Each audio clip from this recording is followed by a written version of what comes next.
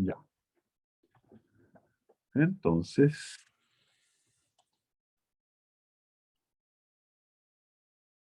la mayoría va a venir para acá. Ya, entonces, mira, lo que nos tenemos que preparar es para ver el tema de cómo se modela el chancado. O sea, los chancadores, los que no lo hayan visto, les recomiendo leer el libro de Wills. Tiene una excelente descripción de los tipos de chancadores, cómo están hechos, tiene muy buenas ilustraciones además, y describe los equipos propiamente tales.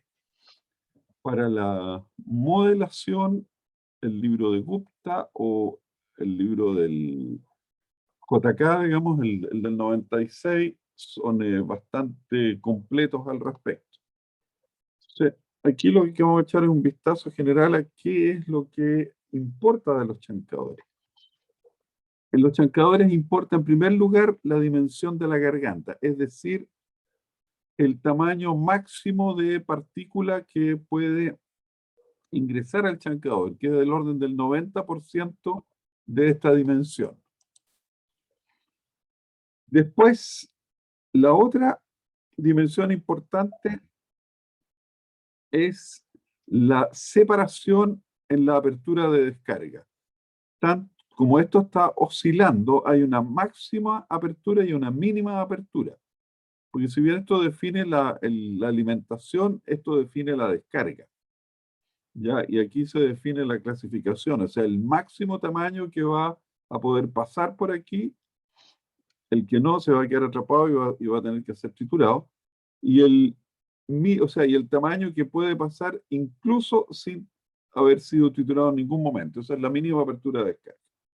El recorrido tiene que ver con el movimiento, esto, qué tanto se desplaza la mandíbula móvil, y las dimensiones del revestimiento son relevantes desde el punto de vista que influyen sobre esta variable de tamaño de la descarga. A medida que el revestimiento se va desgastando, la cámara se va cambiando de tamaño, por lo tanto el recorrido, la mínima apertura y la máxima apertura, incluso la dimensión de la garganta, aunque mucho menos en términos relativos, van cambiando. Eso también vale para los chancadores de cono, ¿ya? Aquí se ve claramente en esta ilustración, cuando el chancador está en ciclo de cierre aquí, está en el ciclo de máxima apertura acá. Eh, bueno, ese es el resumen. Entonces, las variables relevantes, por lo tanto, en los problemas de diseño, los que haya que resolver, lo que va a figurar va a ser el tamaño máximo de partícula que entra, el tamaño máximo de partícula que puede ser atenazada, el tamaño máximo de la partícula que puede pasar a través en cualquier momento, y el que puede caer a través cuando las mandíbulas están lo más abiertas posible, que es el máximo tamaño en la descarga. Ahora, algunas dimensiones o características típicas. La mayoría de los chancadores tienen dimensiones de tal manera que si la boca tiene un determinado tamaño, la altura de la cámara es del orden del doble de eso, ¿ya? Es un dato de referencia. El ancho de la mandíbula puede andar entre 1,3 y 3, dependiendo del tamaño del aparato. Por supuesto, un chancador que tenga un ancho de mandíbula de 3 veces el tamaño de la boca va a tener que ser bastante más robusto por el tema de los esfuerzos. El- el- la posibilidad, ¿no es cierto?, de que se curve esto al aplicar esfuerzo. Eh, el desplazamiento horizontal generalmente también está relacionado con la boca. Esta es una especie de ecuación de regresión de los diseños de muchos equipos, en que, por supuesto, no es un valor exacto, sino que es una aproximación para tener una estimación. Eh, el desplazamiento horizontal va a estar relacionado con esta ecuación de potencia de la boca. Entonces ahí se puede ver cómo las dimensiones de chancador de mandíbula va a depender del ancho de la boca, diversos valores, ¿no es cierto?, del ancho máximo, el movimiento horizontal, todos van relacionados con el tamaño de la boca y por lo tanto el máximo tamaño de alimentación, bueno, que ahí está mencionado. Y aquí algunos datos característicos que son los mismos en realidad que están graficados allá, pero para darse una idea. Si tiene una boca de 125, se espera que tenga una altura de 250, un ancho mínimo de 162, podría llegar hasta 375 milímetros. Ahora, este es un chancador chiquitito de laboratorio, ¿no? Movimiento horizontal del orden de 3 milímetros, o sea, muy poco. Y el máximo tamaño de alimentación, 112 milímetros, o sea, esos son 11 centímetros, ¿ya? Ahora, el modelo matricial, que es el que permite establecer a partir de la alimentación cuál va a ser la distribución del tamaño del producto, surge de considerar que el chancador, ¿no es cierto?, es una especie de circuito, se puede, digamos, modelar como un circuito, donde por el hecho de que producirse una reducción de la sección, se produce también un efecto de clasificación. Las partículas más pequeñas pasan a través de esto, mientras que las partículas más grandes quedan atrapadas. Por lo tanto, hay una, hay una clasificación, algunas sí, otras no. Y eso se describe como, una matriz de clasificación, ¿no es cierto?, que establece el porcentaje de las partículas que van a ser capturadas y enviadas a la zona de molienda, enviadas entre comillas. En realidad van a ser simplemente objeto de la acción de molienda, y aquellas que van a poder escurrirse y que van a pasar de largo, ¿ya? Según las consideraciones que hicimos recién respecto de apertura máxima y mínima. Entonces, se modela esto de esa manera. Primero la partícula se establece si pasa o no pasa, y en caso de que no pase, no significa que en la matriz de clasificación tiene que contener, digamos, esos datos. Es enviada a la molienda, de la molienda aparece fragmentada según la matriz de fragmentación, esta corriente, y bueno, y eso sigue camino, ¿no es cierto? Y otra vez, si ahora logra pasar por este laberinto, entonces va a salir. Entonces esto se modela como un circuito cerrado, donde la alimentación fresca es F, la alimentación real al chancador o lo que procesa efectivamente el chancador, considerando el material que aquí tiene algún pequeño tiempo de residencia, es X. De eso se va a distribuir en una fracción P, que es el producto final, y una fracción, según la matriz de clasificación, que va a ser, que es una matriz en diagonal, que va a ser C por X. Si esto ingresa C por X, aquí va a salir B por C por X, todo esto matrices, salvo X que es vector. Y la suma de BCX más F va a dar X. Bueno, ¿qué es lo que está señalado acá? Eh, el material fino, entonces, si esto es CX, va a ser I menos C por X, que es lo que sale del circuito. El material grueso CX va, etcétera, etcétera. Entonces, X igual a F más B por C por X. O sea, esto más esto va a ser igual a esto. Si invertimos esta expresión, ¿no es cierto? Eh, entonces, si X igual a F más BCX, F va a ser igual a la matriz de identidad 1, ¿no es cierto?, menos B por C, X. Ahora, si invertimos esta matriz, X va a ser igual a I menos B por punto C, inversa, la inversa de esta matriz, por la alimentación. Entonces aquí podemos sustituir X en la expresión, ¿cuál era? En esta, en P igual a I menos C por X. Introducimos esta expresión X acá, que está acá, y eso nos va a dar la expresión matricial, que es el modelo de Chancado. De tal manera que si ustedes conocen la clasificación y conocen la función de ruptura, aquí tienen la distribución de tamaño del producto. Aquí vale la pena comentar de que no, no aparece ningún S, ninguna velocidad de ruptura. O sea, en el chancador, el tiempo, digamos, no es una dimensión, por lo tanto aquí no se habla de una velocidad, simplemente hay dos filtros, uno es el de la clasificación y el otro es el de la trituración. ¿Cómo se fragmenta? ¿Cuál es la reducción de tamaño de los fragmentos? Eso es lo que importa. Ahora, Esta información sale, por ejemplo, del test de WT. Si ustedes hacen un test de WT, obtienen los datos de distribución de tamaño de los fragmentos, entonces ya tienen esta información y esta otra la pueden incluso, si ustedes tienen muestreo de cuál es el tamaño, la distribución de tamaño de alimentación y cuál es la distribución de tamaño de producto, y ya conocen esto, de ahí pueden determinar el valor de la matriz de clasificación y contar con un modelo para ese chancador que pueda ser aplicado para calcular, por ejemplo, con otras alimentaciones.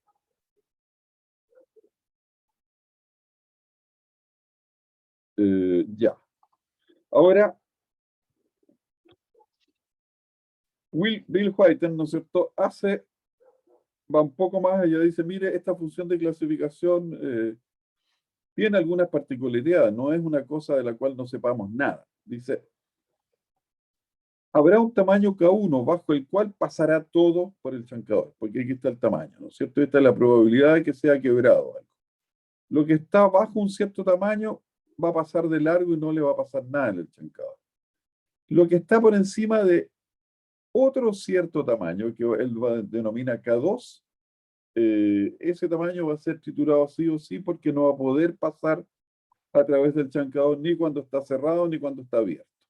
Entonces, estas dos magnitudes se relacionan en forma importante, dado que las partículas sean esféricas o al menos equiaxiales, digamos, aproximadamente equiaxiales, con los valores de apertura, máxima apertura y mínima apertura de la descarga.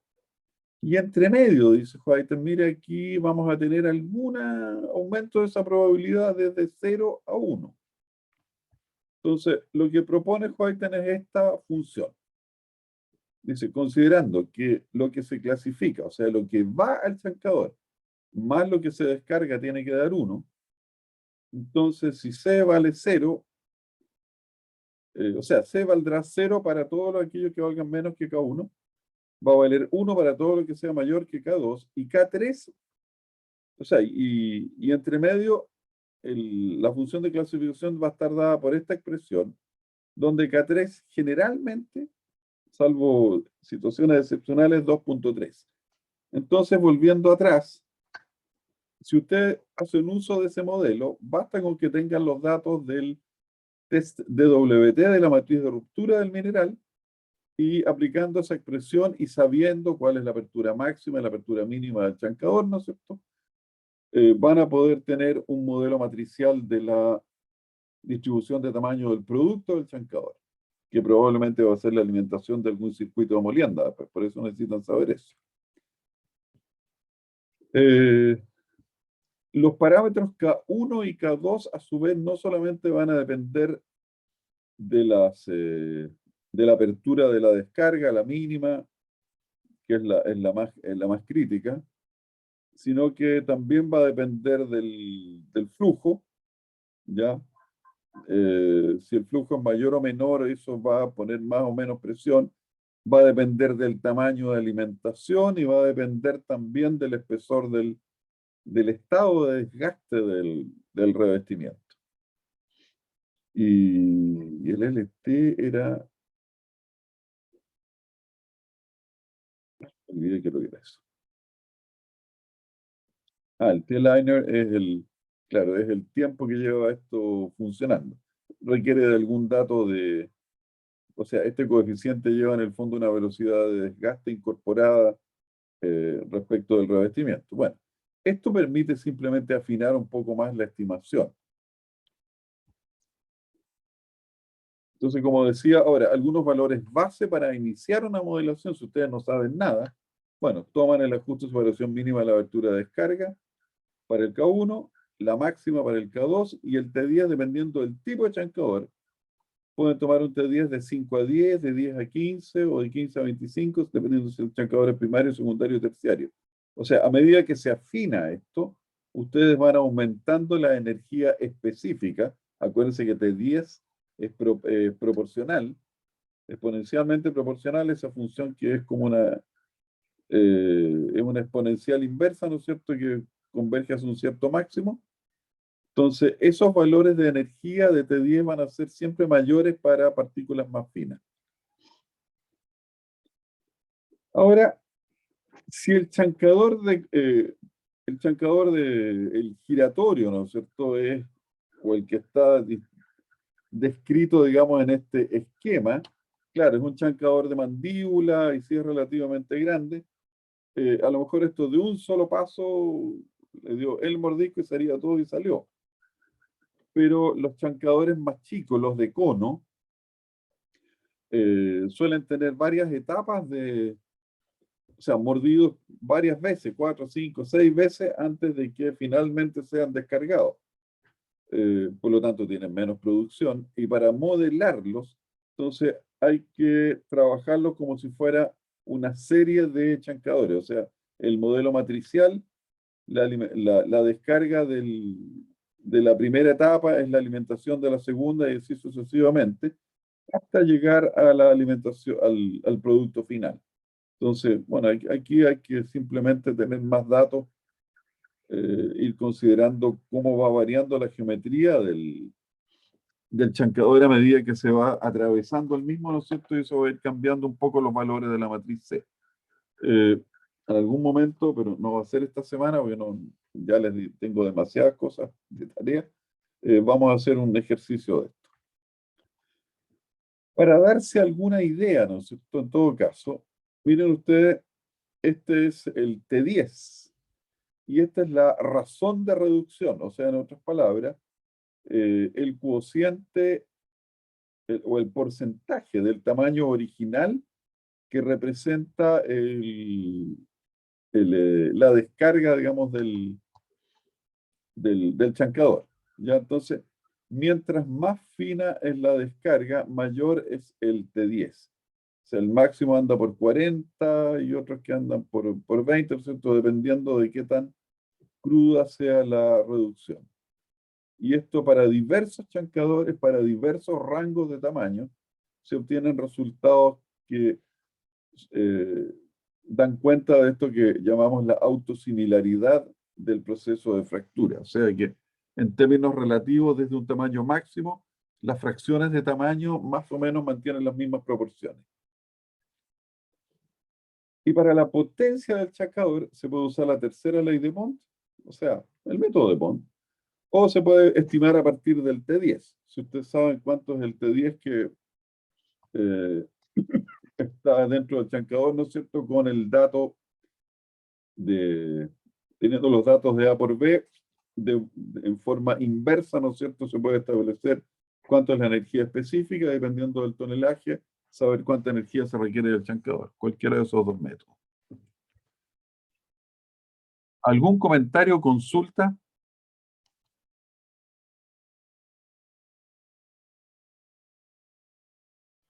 Por mi parte no, profe.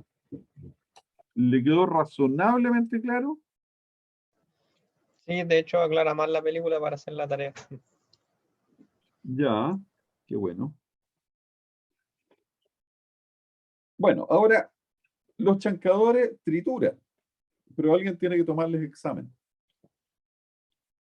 Porque, y en general, en los procesos de reducción de tamaño, hay máquinas que hacen la reducción de tamaño y máquinas que verifican si es que se ha alcanzado o no el tamaño requerido y por lo tanto suelen distribuir el flujo en una o más, o sea, perdón, en dos o más corrientes relacionadas con el tamaño del material que pasa.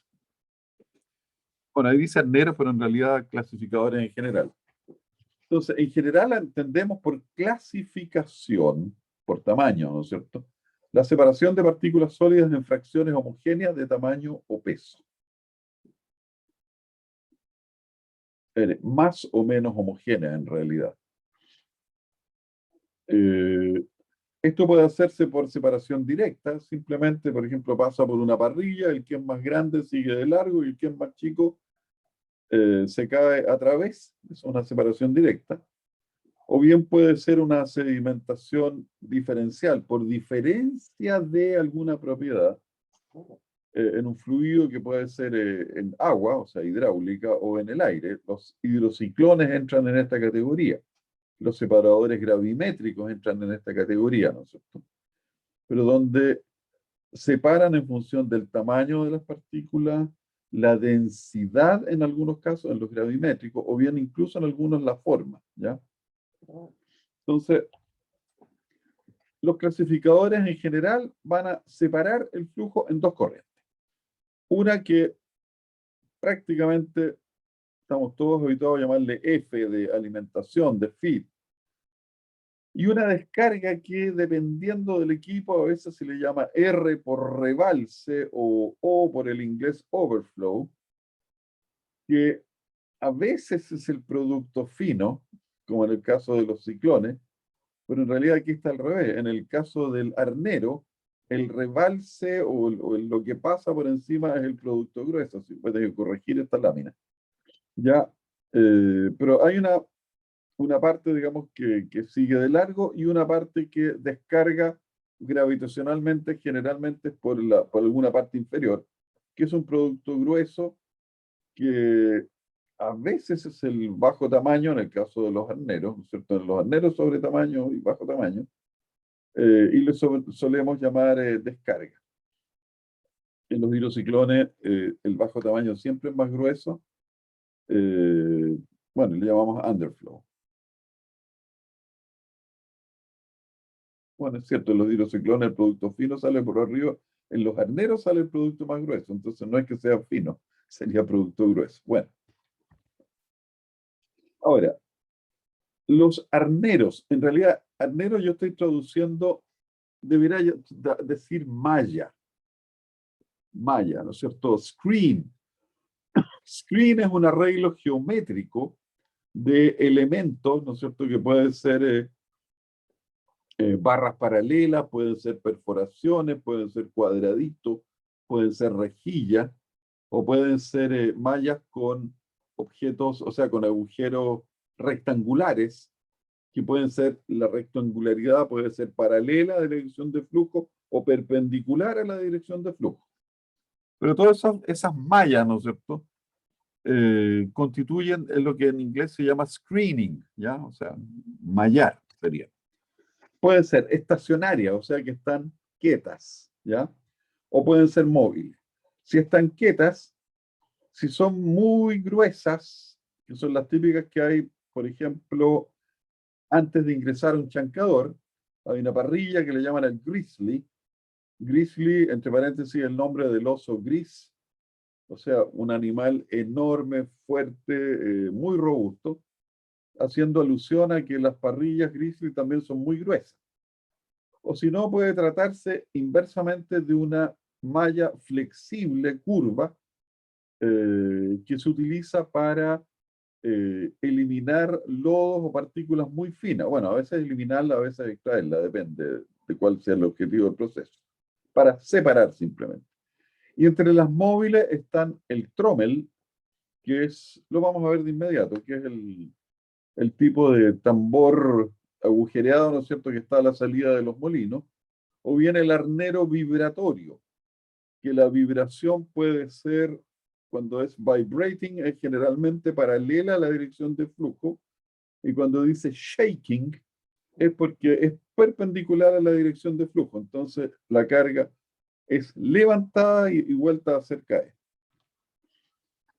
Bueno, aquí se ve en forma gráfica más o menos lo mismo. El grizzly es una parrilla gruesa que va antes que el chancador, de tal manera que el material que es muy fino, por ejemplo, o que no necesita pasar por el chancador, simplemente lo pasa, lo elude, ¿no es cierto? Y solamente entra al chancador el material más grueso, con lo cual se gana capacidad en la planta. En el caso del chancado secundario o terciario, ¿no es cierto? Podemos tener arneros vibratorios de una o varias mallas, ¿no es cierto? Para separar el material que ya está chancado de aquel que, por ejemplo, podría ir a una nueva etapa de chancado o devolverse, pues si es que está en circuito cerrado. En el caso de la molienda tenemos los hidrociclones, ¿no es cierto? que el producto del molino entra al hidrociclón, el hidrociclón lo que está muy grueso lo devuelve al molino y lo que es producto lo saca. O bien tenemos todavía la posibilidad de, en algunos casos, de clasificar material, esto en la industria del cemento más que nada, en la minería no se muele en seco, rara vez ocurre esto. En las fundiciones puede ocurrir algo así cuando se trata de capturar polvo, pero que esto es material que entra a presión a un ciclón neumático, ¿no es cierto? Y donde el material grueso cae, es capturado por una ducha de agua y enviado a la molienda. Y eventualmente esto pasa también por una caja de lluvia. No, esto es una simple bolsa en realidad, perdón, un volumen muy grande, que esto que venía con cierta velocidad atraviesa esto a una velocidad muy lenta y por lo tanto el material decanta y aquí sale un aire más limpio.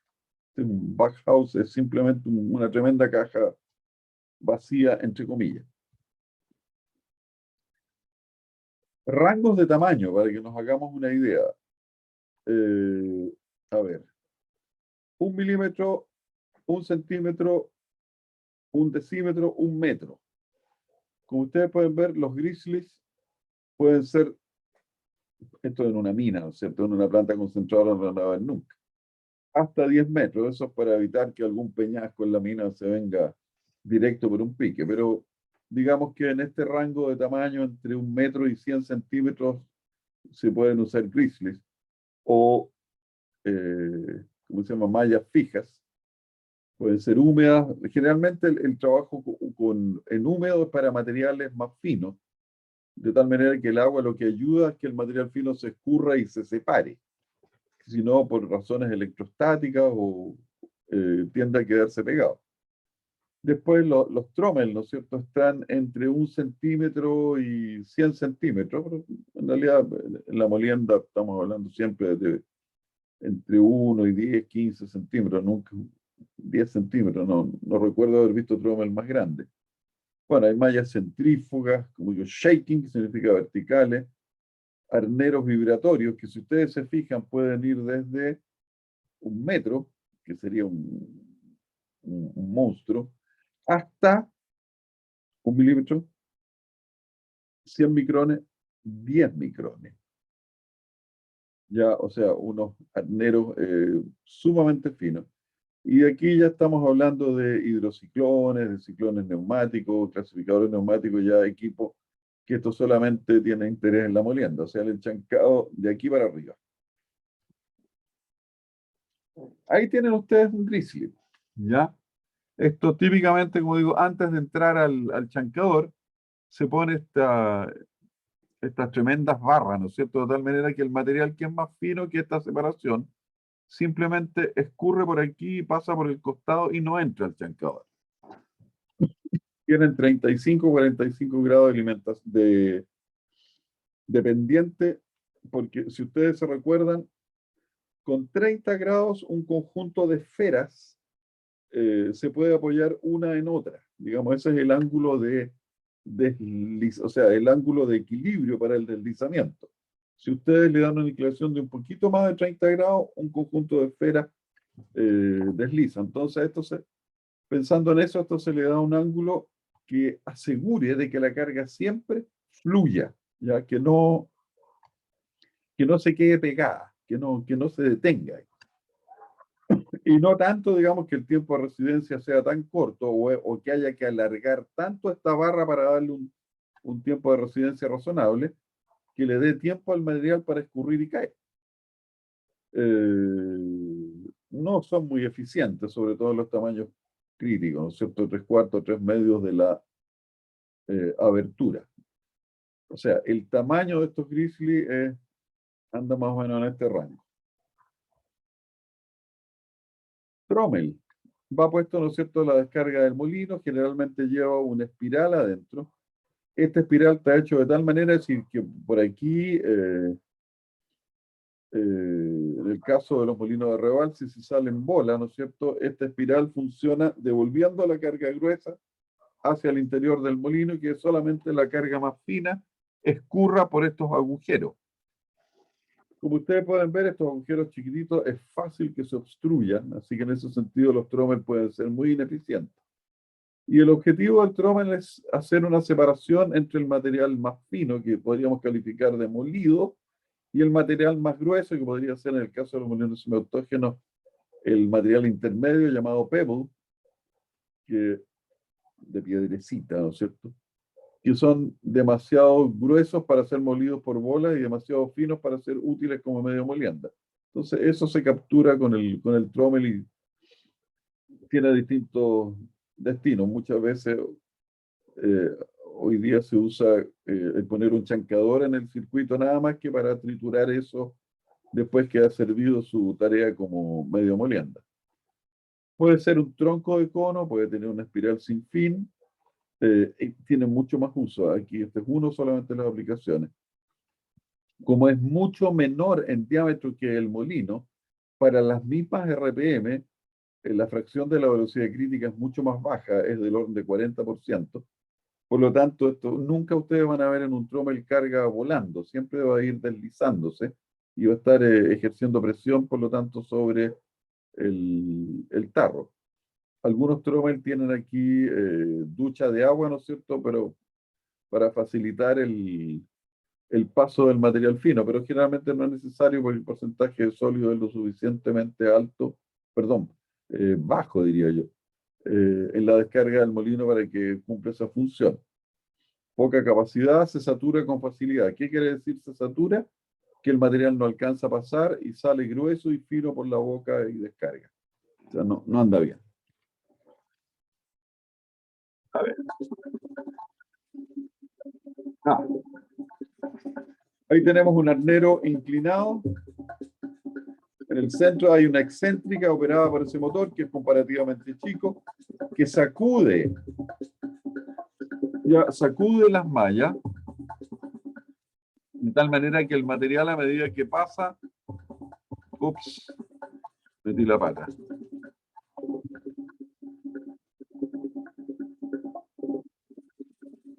Va siendo separado, ¿no es cierto?, en material más grueso, intermedio y más fino. Déjale, ahí está. Entonces, ¿cuál es la tarea de los arneros y las parrillas? ¿Ya? El grizzly es una parrilla. Remover sobre tamaño del flujo para recircularlo o para desecharlo. En algunos casos es porque no sirve, ¿no? Ya, remover bajo tamaño del flujo a veces es lo que nos interesa, y también para recircular o desechar. Por ejemplo, cuando hay un material que está sobremolido, ustedes lo pueden pasar por un arnero de limpieza de malla muy fina, de tal manera que todo lo que esté por debajo, pongan ustedes 100 micrones, simplemente se vaya y sacarlo del producto, porque el producto no debe tener material tan fino. O sea, hace un deslamado que se llama. En el caso, esto más que nada es interesante en la industria de la construcción, ¿no es cierto? Los arneros les permiten separar el material triturado en clases de productos calibrados, de tal manera que usted tiene hormigón de tal, o sea, perdón, ripio de tal rango de tamaño, este y este otro, para hacer la composición de los hormigones. Ahí es bien importante el arnero. Y en algunos casos el arnero es generalmente eso de doble parrilla, ¿no es cierto? Es para producir un flujo de un monotamaño, que ustedes quieren obtener un rango de tamaño bien específico. Eso generalmente es de más interés en el laboratorio, donde uno quiere controlar estrechamente el tamaño. En la industria es menos relevante eso. Aquí más que nada los dos usos iniciales. Hay otro tema que es bien importante en los horneros, la humedad. La idea es que sobre 2 milímetros ya, se arnee en seco. Ahora, una humedad limitada, o sea, esa humedad que no implica suspensión, sino solamente adhesión entre partículas, perjudica el proceso porque pegotea las partículas, entonces no anda bien eso. Ahora, bajo 2 milímetros y hasta medio milímetro, al revés, se hace bajo humedad abundante para inducir de que el material más fino se separe. Las mallas curvas ahora permiten hasta 50 micrones en húmedo, porque como son más flexibles, permiten el paso de material más fino, ¿no es cierto? Cosa que, bueno, lo vamos a ver en en la animación siguiente, es mucho más difícil hacer agujeros pequeños en las mallas tradicionales. A ver, siguiente. Las mallas de los arneros típicamente de goma o de poliuretano, sí que necesitan mayor resistencia a la vibración. Entonces ahí se ilustra aproximadamente, ¿no es cierto?, cómo funciona un arnero lavador. Entonces hay una ducha que induce el paso del material, y eso para eliminar o separar lodos y conservar un producto del tamaño que se requiere.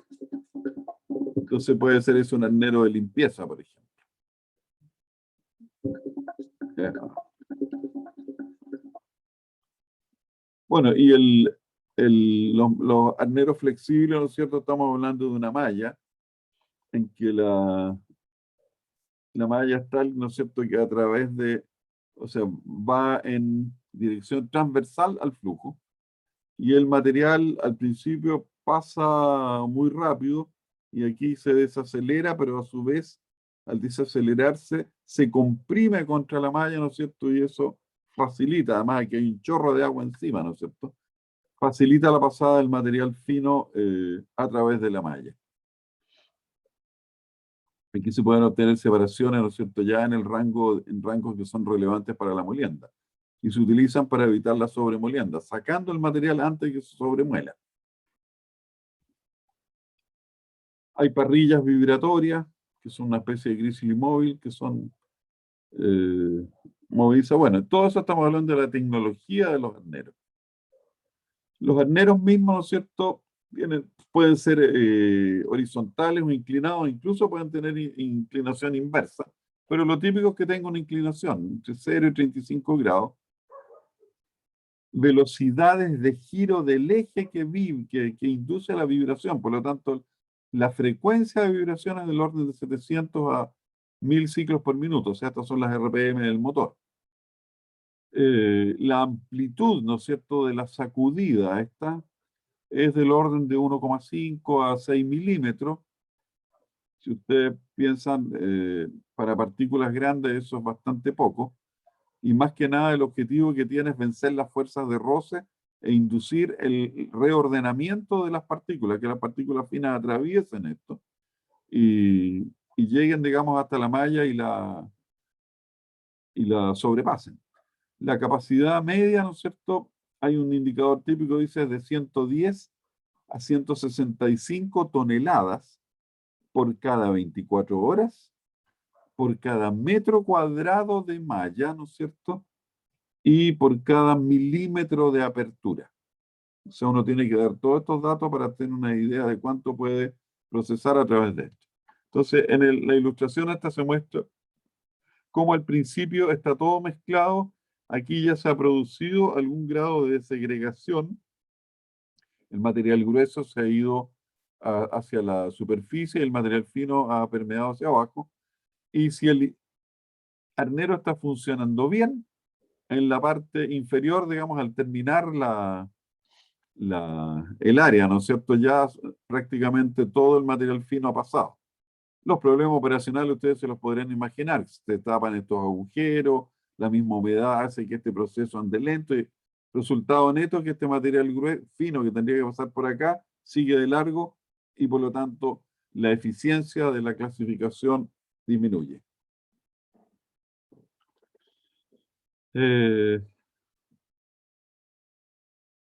Entonces, ¿cuáles son las variables relevantes aquí? El tamaño de la abertura, fundamental, porque eso define qué es lo que puede y no puede pasar por ahí. La inclinación, que define la velocidad a la cual este material fluye a través del arnero.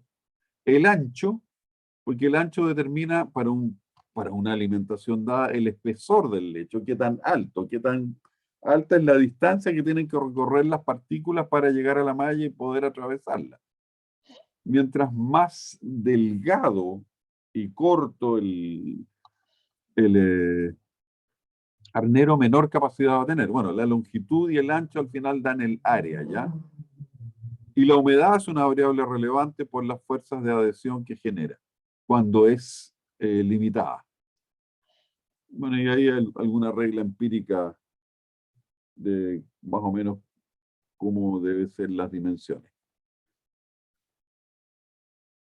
Digamos, en los arneros se puede decir entonces que, como ya es lo más o menos visto, pero aquí está un poquito más cuantificado. Hay una zona en que ocurre la estratificación, ¿ya? Esto es la tasa de flujo a través de la malla, que aquí empieza a aumentar esta cosa. Hay una saturación del arnero en el sentido de que la oferta de partículas finas supera el área disponible para que ellas pasen, ¿no es cierto? Entonces, eso se llama saturación. Pero a medida que se avanza, esa saturación se supera, ¿no es cierto? De aquí para adelante, simplemente, si no pasa ahora, bueno, pasará el siguiente salto o el siguiente ciclo de vibración y así sucesivamente. Y bueno, los arneros para ser analizados, para redondear esto, balance de materia, alimentación igual rebalse más descarga, overflow más underflow, como ustedes quieran escribirlo. Y si ahora consideramos las fracciones de tamaño, o sea, el análisis nanométrico, para cada fracción de tamaño, ¿no es cierto?, vamos a tener que la masa que entra en esa fracción de tamaño tiene que distribuirse entre rebalse y descarga o entre overflow y underflow, independiente, o sea, dependiendo de cuál sea el operar del equipo. Los arneros, el overflow es el grueso, en los ciclones el underflow es el grueso. ¿Cómo se define la eficiencia del arnero entonces? Depende de lo que estemos interesados. Si estamos interesados en el material fino, entonces vamos a decir, mire, ¿cuánto material fino obtuvimos en el underflow? Esto está pensando en el arnero, ¿ya? ¿Cuánto material fino pasó la malla respecto del que venía en la alimentación? Ahora, la eficiencia del arnero, esto es cuestión de combinar, digamos, esta definición con el balance de materia y uno va a llegar a esta expresión. Lo interesante es que todo esto son todos valores granulométricos. Aquí no necesitamos saber el flujo. Si uno muestra la alimentación, el overflow y el underflow, uno puede establecer la eficiencia del arnero. Ahora, generalmente en los arneros no hay material grueso que haya atravesado la malla, salvo que esta esté rota, por supuesto. Y por lo tanto, este valor se puede suponer que es aproximadamente 1, ¿ya? O sea, la fracción de tamaño en el underflow, ¿no es cierto? Va a ser aproximadamente 1, porque va a ser solamente material fino. Y entonces la eficiencia del arnero, este término desaparece y se puede estimar a partir de esta expresión. Al revés, estamos interesados en los gruesos. Bueno, es el mismo proceso, la expresión cambia un poco, ¿no es cierto? Pero es otra vez, comparar lo que pasó de largo respecto de lo que alimentamos.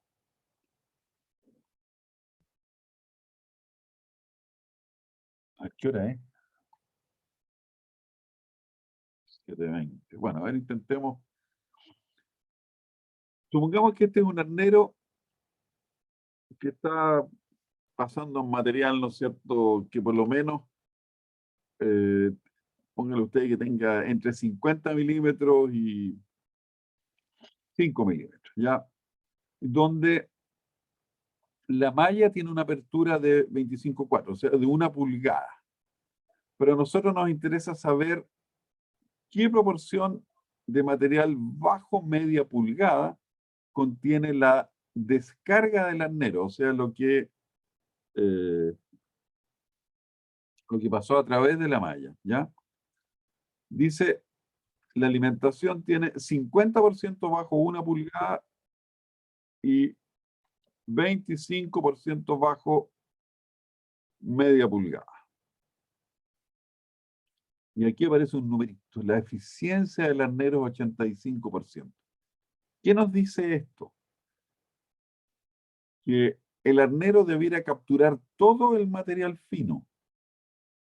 Pero no es capaz de hacerlo todo y hay un 15% de material fino que sigue con el material grueso y pasa por encima del arnero sin caer a través de la malla. Y eso nos dice esta eficiencia.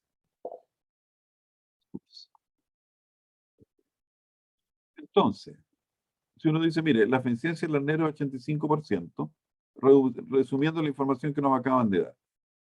50% está bajo 1 pulgada, 25% bajo media pulgada. Entonces, el material que pasa a través de la malla va a ser para un tamaño particular, ¿no es cierto? En este caso, lo que está sobre tamaño bajo tamaño de la malla. Si este es el flujo y este es el porcentaje de ese flujo que corresponde a ese tamaño,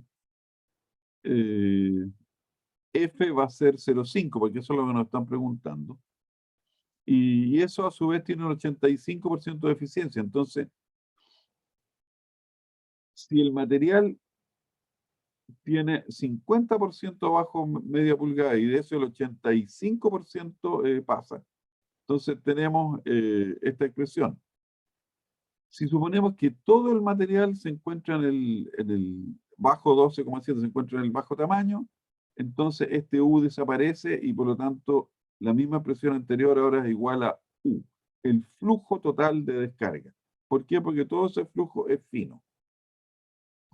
Nos preguntan, oiga, pero ¿qué porcentaje está bajo los 12,7 milímetros de la media pulgada? Bueno, el porcentaje va a ser lo que viene en la alimentación, ¿no es cierto?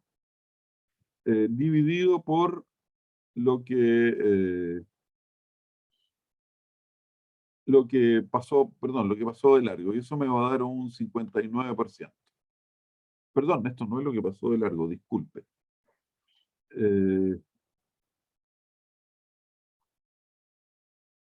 Esto está al revés, parece que escribí mal esta fórmula. A ver.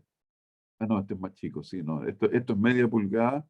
Esta es la fracción de media pulgada y esta es la fracción de media pulgada que efectivamente, perdón, la fracción de material que está bajo el agujero. Bueno, y eso me va a dar un 59%. Entonces uno dice, si esta eficiencia hubiera sido otro, estos datos también serían distintos. No sé si a lo mejor les quedó más enredado que antes. Lo que sí es importante de este nuevo concepto que es la curva de clasificación. O sea, piensen ustedes en el arnero como la malla esa, en que si funcionara en forma ideal y las partículas tuvieran también dimensiones, las mismas dimensiones en todas las direcciones, fueran esferas perfectas, ¿no es cierto? El arnero tendría que tener una curva de clasificación así, que significa todo el material que pasa por el arnero, que está por debajo del tamaño de apertura, pasa de largo, o sea, perdón, cae por los agujeros y por lo tanto lo que sigue de largo es 0, porque esta recuperación de sobre tamaño. Entonces, aquí esto sería 0, ¿no es cierto? Y aquí sería 1. Y esto sería un escalón. En la práctica, esto suele tener esta forma.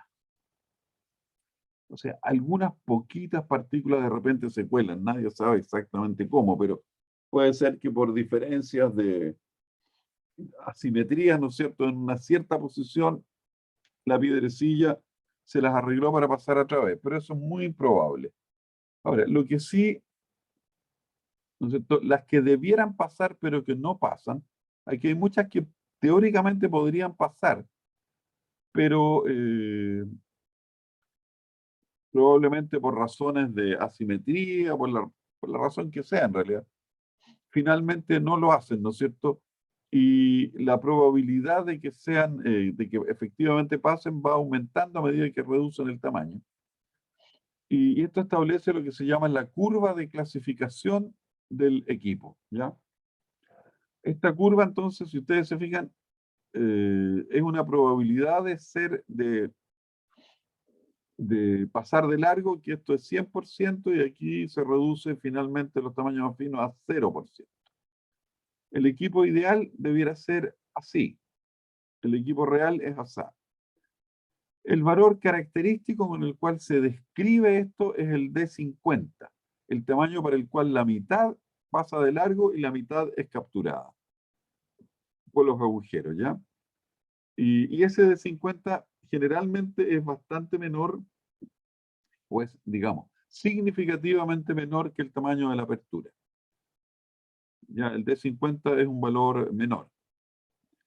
Ahora,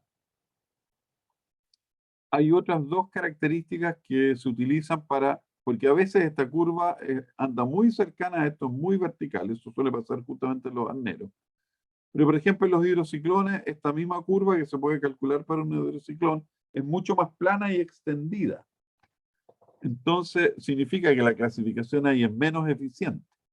Lo vamos a ver después en todo caso. Entonces ahí se definen un par de medidas, una se llama el error probable, que se establece un D75, o sea, ese valor, ese tamaño, y un D25, que sería este otro tamaño, y después con ese D75, el promedio de esos dos da una especie de error probable. Que, por ejemplo, si aquí el tamaño del D50, póngale usted sea 2800, entonces este va a ser, este número va a dar una idea de qué tanta va a ser la desviación, porque el promedio entre este y este, la desviación que va a haber entre el D50 y el D25 y el 75, un valor promedio. Y la imperfección es lo mismo, pero ahora normalizado al D50. Entonces esto da un número que puede ser 1,1, 1,2, 0,8, dependiendo de cómo sea esta curva. Pero que uno le dice, un 20%, un 10%, a favor o en contra, ¿no es cierto? Dependiendo de cómo sea la forma de la curva.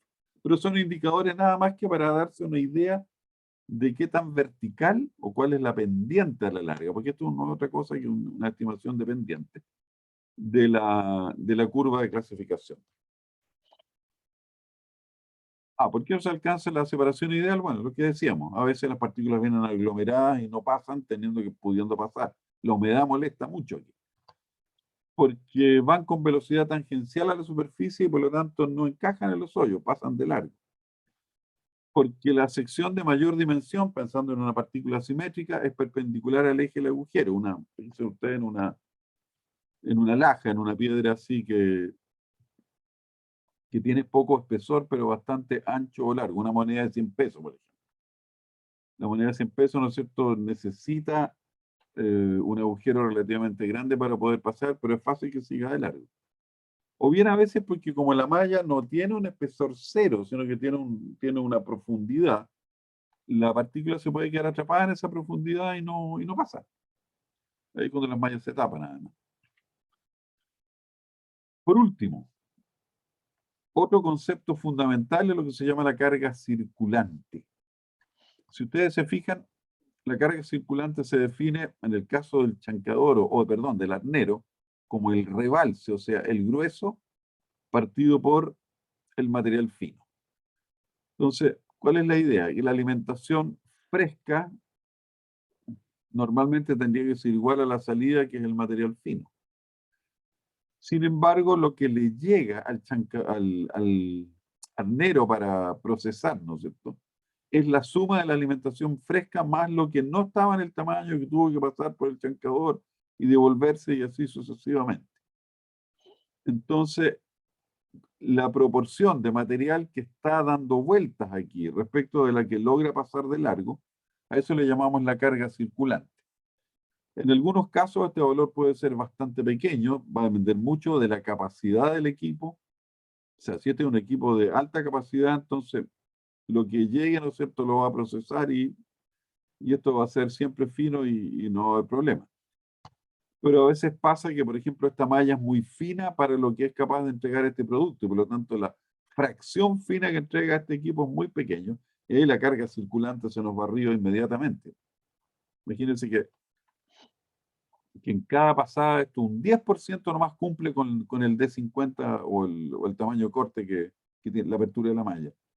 Entonces significa que en promedio este material va a tener que circular 10 veces por aquí para que pueda finalmente atravesar completamente. O sea, no tiene una carga circulante alta.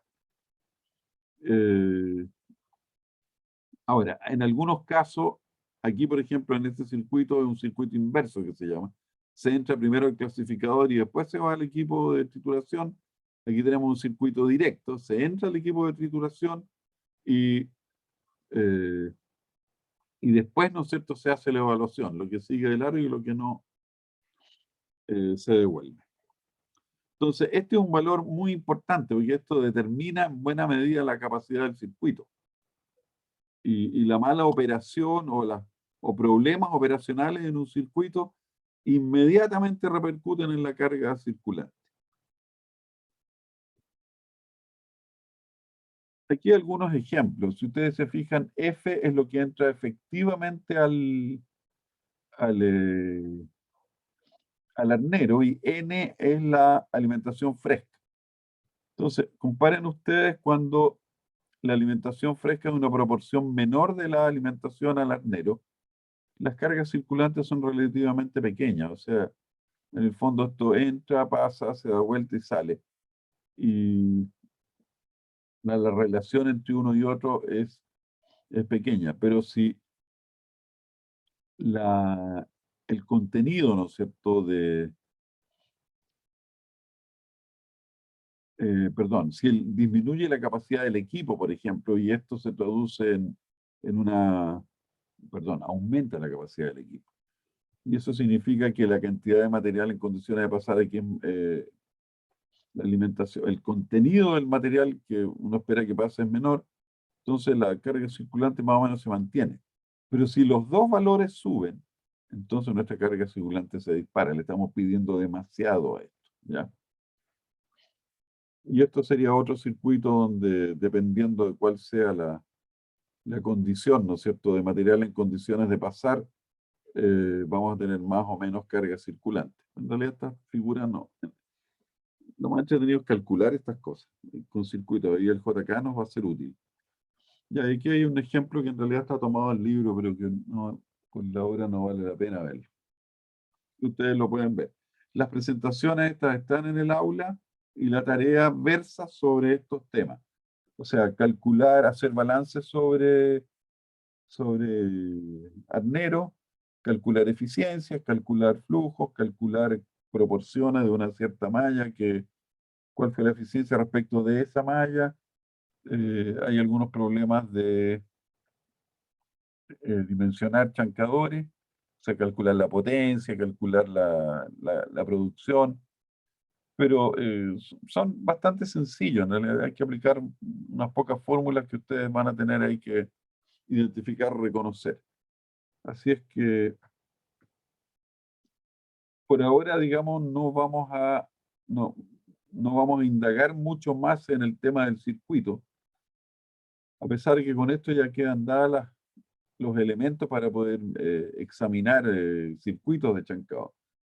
Pero vamos a seguir a partir del jueves ya con molienda, o sea, con el equipo molino, de tal manera que cuando ya tengamos ambas dos cosas examinadas como equipos, como operaciones unitarias, nos podamos dedicar a jugar con circuitos y ver cómo interactúan los diferentes equipos para distintas condiciones. Y ahí uno se lleva, yo diría, hasta sorpresas de cómo un equipo influye sobre el funcionamiento de otro, o sea, lo interdependientes que son.